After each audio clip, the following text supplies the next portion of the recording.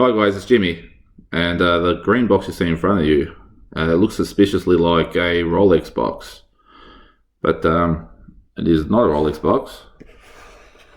It is a Longines box, almost vintage. It's from 1996, which is the year I got engaged to my wife. So this is the watch I chose when I was only very young. I was 18 years old, and had this watch out the other day, having a look at it.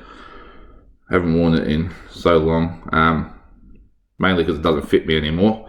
But and it's a quartz watch, so battery's gone. I just really can't be bothered to get the battery put in it. And I mean, the style of watch it is, I just can't imagine wearing it again, to be honest.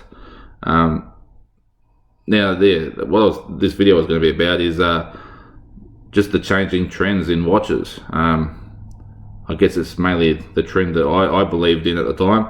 But during the 90s, I know that myself and my family and many people I knew, we wore these kind of watches as our prized possessions for going out. And believe me, when you see this watch, I don't think many guys would wear these days. It's very small. It's a dress watch, super thin, gold plated. But the thing is, for every day, I did like wearing dive styled watches. They were nothing expensive, didn't have any money at the time. But, whether they were Pulsars or Citizens or Casios, but they always had, they always dive type watches with bezels. And we did, wear them daily. But, at the end of the day, when you, shower up, get dressed nice. I didn't matter if it was casual, formal, this watch went on my wrist. I got in my, new car. I was 18 years old at the time. I had a V8 sort of sports car for the time. And you really thought you were the shit wearing this watch. And it's just, God, have a look at it. Can't believe these are the kind of things I was into. Even similar ones on leather bands and things, like quartz Seikos, similar things like this, black dials, gold plated on a leather band. Typically wore those kind of things. One thing I will say, still in excellent condition, but the thing is, as soon as the battery ran dead, I never took it in to get the battery replaced. So yeah, I don't know if it would even work now. But that's what was cool at the time. And I mean, you're wearing a t-shirt and jeans and you're wearing that watch. Compared to now, I mean, as a sports watch daily, I don't think much has changed since back then. You still wear dive styled watches or diver watches, like I've wore a Playglass like this for a long time. But the difference is, then when you're going out, I still tend to go for a sports watch. I'm not going for anything dressy. I don't want, like, for instance, to buy a Patek Calatrava. It doesn't interest me in wearing one yet. I'm not young, but I'm not old. I'm in my 40s, but I still prefer to wear, like, I wear this one every day, but also like wearing it out also. Just, that's how things have gone, yeah. I mean, these watches were tiny back in the day. This is what I was wearing. My old man had similar Longines like this.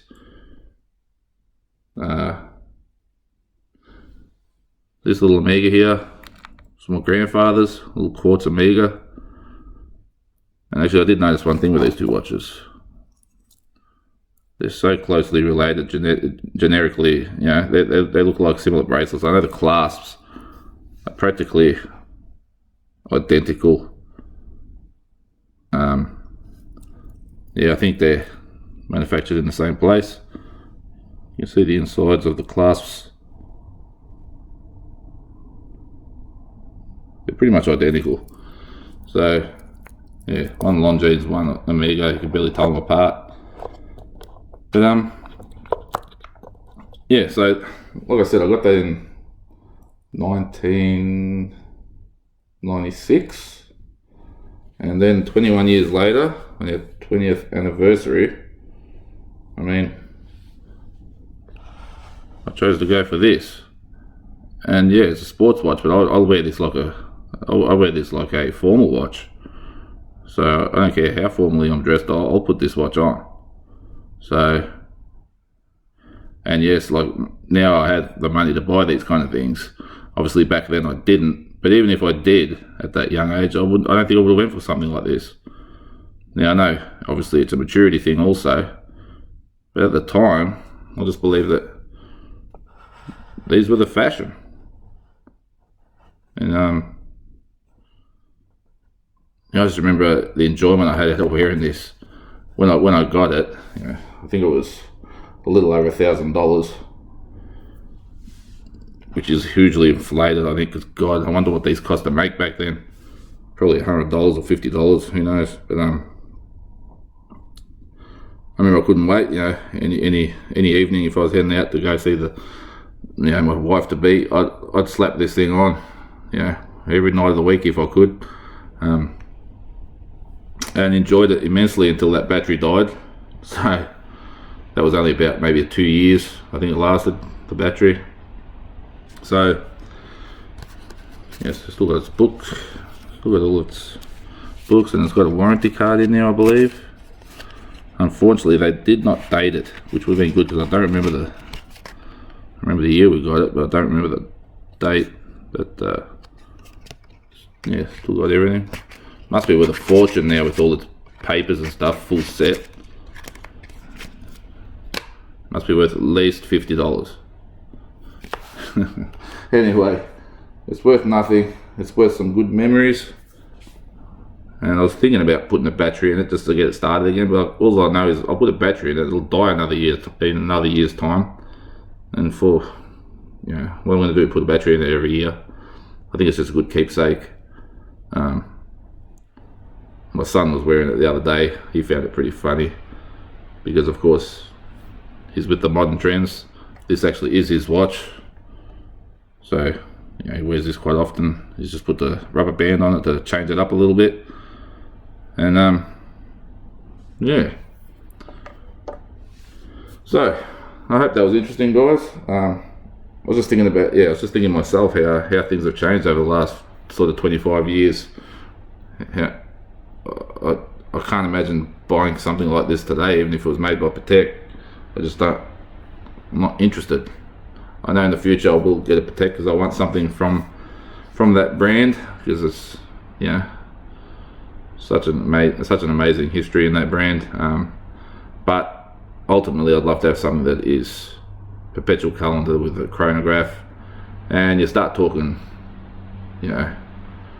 sort of $250,000. It's getting very expensive, so that's a big sacrifice for that watch. So it's just not time yet, and I don't really want to part with any of my pieces to sort of bridge the gap, so that can wait for now. And yeah guys, I hope you enjoyed this. Till next